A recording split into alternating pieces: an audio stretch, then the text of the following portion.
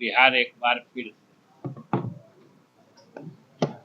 पहली बात तो हम सभी बिहार वासियों की तरफ से उनका स्वागत है और बिहार सरकार और माननीय मुख्यमंत्री जी ने तो पहले ही पहल करके उनके कार्यक्रम को सफल बनाने के लिए जो भी आवश्यक तैयारियां उसकी शुरुआत करा दी है और हम लोग के एनडीए के जो भी घटक दल हैं वो सभी लोग इस बैठक की या जो बड़ी सभा होने वाली है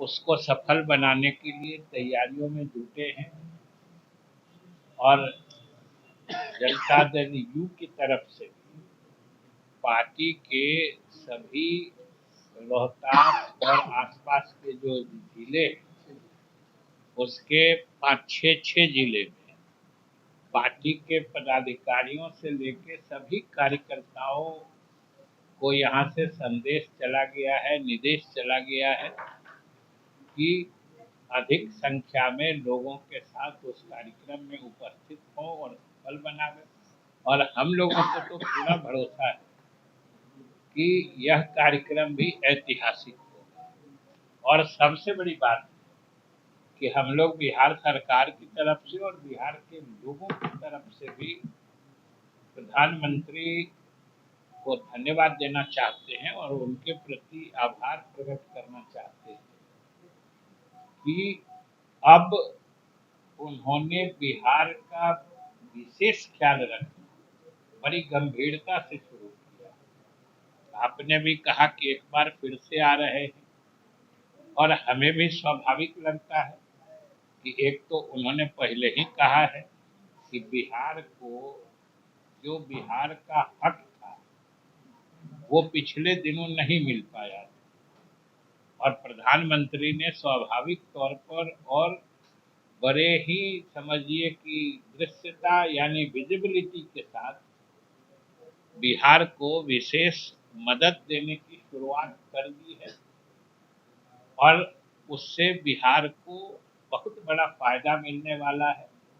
मुख्यमंत्री जी के नेतृत्व में आप सब जानते हैं कि बिहार जैसे कम संसाधन वाले प्रदेश तरक्की की वो रफ्तार हासिल की जो हमने विकसित प्रदेशों के तरक्की की रफ्तार को टक्कर देना प्रारंभ कर दिया और प्रधानमंत्री जी इस बात से संतुष्ट हैं कि बिहार सरकार ने जो सीमित संसाधनों में तरक्की की है या जो प्रगति की रफ्तार बनाई है वो सराहनीय और प्रशंसनीय है। आप सब ने सुना होगा कि जब उन्होंने मधुबनी की सभा में भी और कई सभाओं में प्रधानमंत्री के विकास कार्यों की खुल की सराहना की और खास के महिलाओं को आगे बढ़ाने के मामले में तो प्रधानमंत्री ने सीधे हमारे मुख्यमंत्री नीतीश कुमार जी के कार्यक्रमों नीतियों को अनुकरणीय बताया। उन्होंने कहा कि ये मिसाल है और मिसाल का अर्थ है कि दूसरे लोगों को भी अपनाना चाहिए और प्रधानमंत्री जी आ रहे हैं ये हम सब के लिए खुशी की बात है और जो आप सब लोग भी जानते हैं वो आते हैं तो समझिए कुछ न कुछ बड़ी सौगात देके जाते हैं। इस बार भी आ रहे हैं घोषित कार्यक्रम में ही पहला कार्यक्रम अच्छा एक एयरपोर्ट का बिल्डिंग जो बना है उसका उद्घाटन करेंगे, अन्य बड़ी बड़ी योजनाओं की घोषणा करेंगे। स्वाभाविक रूप से बिहार वासियों का भविष्य उससे सुनहरा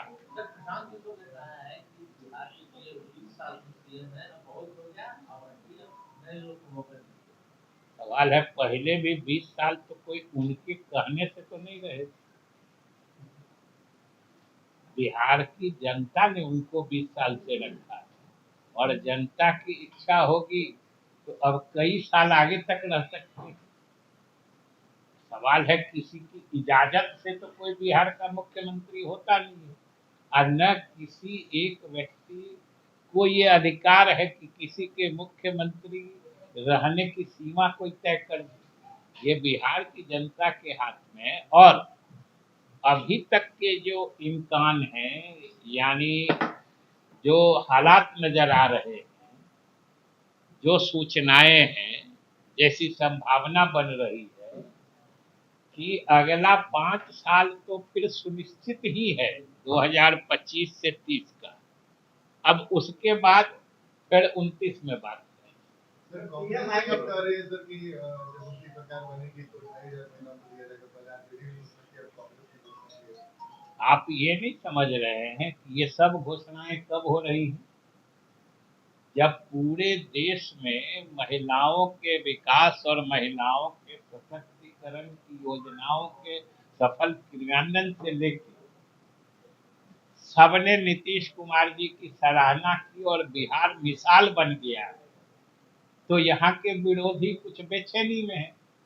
उनको लग रहा है कि महिलाओं की संख्या तो आधी है और महिलाएं स्वाभाविक रूप से एनडीए बिहार में नीतीश कुमार की उपलब्धियों से और देश में प्रधानमंत्री का जो समर्थन उनको मिला है आगे बढ़ाने के लिए, इसके लिए महिलाओं का पूर्ण समर्थन एनडीए के प्रति है। तो वो तो कुछ गलत प्रलोभन दे रहे हैं, और प्रलोभन देने की गुंजाइश इस तरह के राजनीतिक माहौल में नहीं होती है। एक आदमी है जो करके दिखा दिया, और आज पूरे देश में कहीं भी कोई महिलाओं को कुछ देने की बात करे या देने की का कोई प्रलोभन दिखाए, उसके जड़ में नीतीश कुमार ने जो महिलाओं को आगे बढ़ाया है, महिलाओं को जो सशक्त बनाया है, महिलाओं की जो उपस्थिति सामाजिक राजनीतिक कार्यों में दिख रही है, ये उसी के परिप्रेक्ष्य में हताशा में कुछ बोल रहे हैं। तो ये तो उस समय बैठ के बात करेंगे सब। सर नीति आयोग में जो दिल्ली में मीटिंग बैठेगी वहाँ पे तो नीति आयोग की बैठक में बिहार की तरफ से क्या रखा गया? ये नीति आयोग की बैठक में तो जो बिहार का शुरू से मानना है कि एक तो पैसा जो मैंने केंद्रीय करों में केंद्र और राज्य का हिस्सा बचता है, और फिर जो राज्य का हिस्सा मिलता है उसमें अलग अलग राज्यों का कितना हिस्सा उसमें बनता है, इसके जो पैमाने हैं, जो पैरामीटर्स, उसमें हम लोग शुरू से संशोधन चाहते हैं। अभी भी जैसे कि बात हुई थी वित्त मंत्री जो उप मुख्यमंत्री, उन्होंने भी रखा है कि जैसे अब वन क्षेत्र या हरित आच्छादन, जिसको ग्रीन कवरेज बोलते हैं, अगर उसके बारे में वेटेज देना है, जैसे उसमें है कि जो लोग जितना ग्रीनरी बढ़ाएंगे उनको उतना अधिक उसका अंक मिलेगा, मैंने उनका अधिक हिस्सा बढ़ेगा। तो हम लोगों का कहना है कि अभी वर्तमान में किस प्रदेश का आच्छादन कितना है, ये एक बात है, लेकिन देखना ये चाहिए कि आच्छादन बढ़ रहा है कि घट रहा है। जैसे हम लोग के बिहार प्रदेश में हरित आवरण शुरू में जब झारखंड अलग हुआ तो सिर्फ 9% के करीब, अभी 15 से ऊपर चला गया। तो हम लोग इतने तेजी से हरित आवरण बढ़ा रहे हैं, और किसी के प्रदेश में अगर 30% हरित आवरण था, अब वो घट के 25 हो गया है, तो देखने में तो 15 से 25 ज्यादा लग रहा है, लेकिन वास्तविक स्थिति क्या है? किसी प्रदेश में हरित आवरण घट रहा है, किसी प्रदेश में बढ़ रहा है। तो हम लोग की मांग रहती है कि हमेशा जो बढ़ा रहा है उसको आप पुरस्कृत करिए। केवल अभी कितना है वो देखने से पिक्चर, सही पिक्चर नहीं इमर्ज होता है। ये हम लोग की मांग रही है इसी तरीके से। और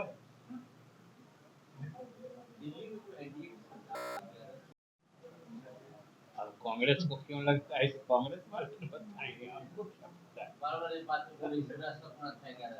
है। अब उनको क्यों लगता है, तो अब उनको क्या लगता है, क्यों लगता है, उन्हीं से पूछ लीजिए। हमको तो पूछिए जो हमको क्या लगता है। तो बिहार में तो सीट को इसके बंटवारा हो जाने से हो सकता है। अभी देर है, अभी देर है। हालांकि बाकी चीजों में या जो बातों में आपने देखा होगा कि अभी पांचों दलों के प्रदेश अध्यक्ष ने पूरे प्रदेश का दौरा किया है। एनडीए का कार्यकर्ता सम्मेलन हुआ है और जितनी स्पष्टता से और एकजुटता से एनडीए काम कर रहा है, जिस भावना से, हमको नहीं लगता है सीट बंटवारे में कोई दिक्कत है।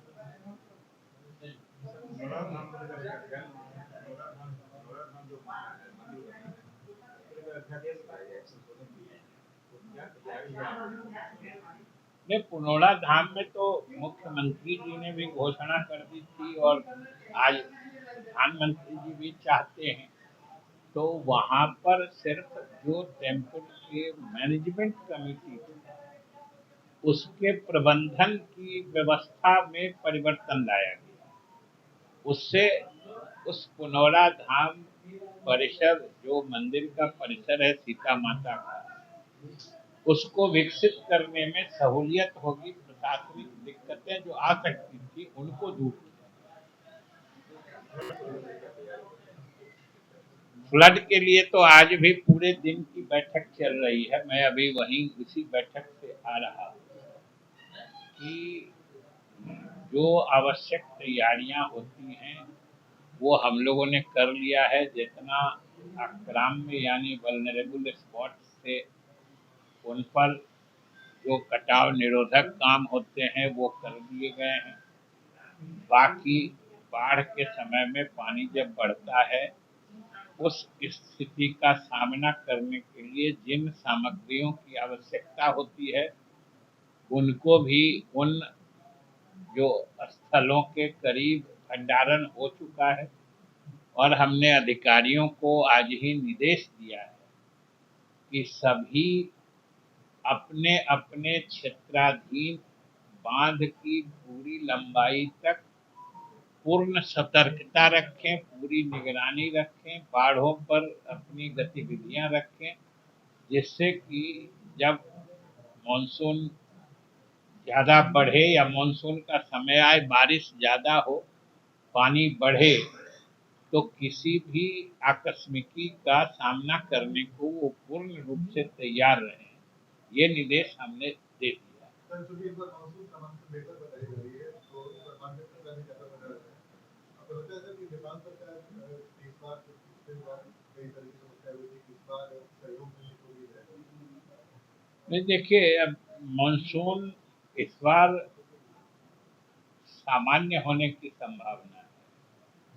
तो सामान्य मानसून का सच पूछते हैं तो बिहार में अगर मानसून अच्छी बारिश हुई तो हम लोगों को दिक्कत नहीं होती है। हम लोगों को दिक्कत होती है जब नेपाल में जरूरत से अधिक बारिश होती है, क्योंकि बिहार में कितनी भी बारिश होती है बाढ़ की स्थिति नहीं बनती है। बाढ़ की स्थिति बनती है जब नेपाल में ज्यादा बारिश और नेपाल से पानी, नेपाल में बारिश होगी तो वो पानी का बहाव ही बिहार होके बंगाल की खाड़ी में जाता है, इसलिए वो पानी तो आएगा ही। लेकिन अब धीरे धीरे हम लोगों ने तकनीक को में सुधार लाया है। अब बाढ़ की का पूर्वानुमान हम लोग 24 से 48 घंटे पहले तक कर लेते हैं। जो अलग अलग गेज मीटर्स लगे हुए हैं, कितना बारिश कहाँ हुई नेपाल में, नेपाल में अलग अलग स्थानों पर से पानी को बिहार में पहुंचने में जो समय लगता है वो सब का हिसाब रहता है। जो अगर किसी जगह बहुत तेज बारिश हुई है तो वो पानी कितने घंटे बाद बिहार पहुंचेगा, उस हिसाब से उसको चुनौती को मीट करने के लिए यानी चुनौती का सामना करने के लिए आवश्यक तैयारी हम लोग कर लेते हैं। एक नहीं